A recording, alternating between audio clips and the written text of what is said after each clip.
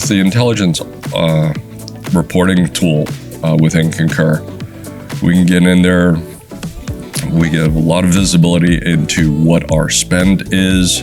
Got reports for spend by category, spend by person, spend by department. We've created a bunch of custom reports, which I think is great. And then we have, of course, the standard reports for helping us with the accruals on the finance side and the month and the year. Credit card reconciliation, that's a lot easier, just running the report, seeing what was submitted, what wasn't submitted, and then wasn't submitted, and the month you accrue it. And then you follow up with the people and get them to finish everything, and then the reconciliation of the statements is done. And that's been very clean since we implemented it. We're very happy with that.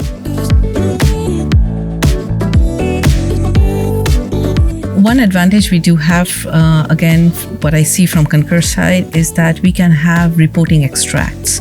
So reporting intelligence actually is one of the very powerful Cognos database that we currently use, and I think it's a fantastic data repository where pretty much you get, if you have the right reporting and the right weight or the right requirements written down, I think we get a very good report out of it. We get, today currently for us, we do get data extracted to our Power BI data warehouse, and we do generate some cool reports out of that. Today, our finance teams, our spend teams, AP teams, and the leadership, they do view those data reports and they do view those KPIs actually from our Power BI reporting, but the underlying data, everything is actually coming out of Concur.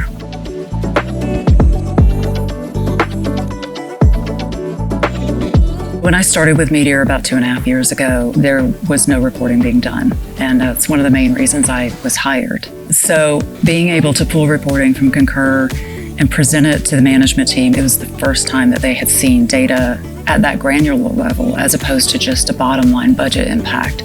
So it was extremely impactful. We could look at where our compliance issues were. We could look again at any policy changes we need to make based on that data.